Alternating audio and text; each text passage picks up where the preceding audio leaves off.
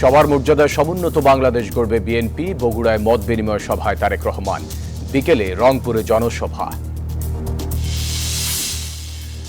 সরকার গঠন করলে কারো নামে মিথ্যা মামলা দেবে না জামায়াত। নোয়াখালীর জনসভায় আমির যাবেন লক্ষ্মীপুরে।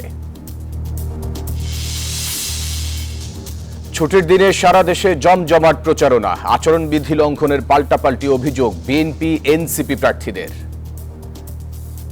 তারা টাকা দিয়ে তারা ভোট কেনার চেষ্টা করছে, তারা এনআইডি নাম্বার নিচ্ছে, সে এনআইডি কার্ড দিয়ে তারা ভোট জালিয়াতি করার চেষ্টা করছে। লেভেল প্লেইং ফিল্ডকে একটি দল নষ্ট করার চেষ্টা করছে, তারা আচরণবিধি ভাঙছে, তারা অন্য দলের প্রতিদ্বন্দ্বী প্রার্থীর উপরে হামলা করছে।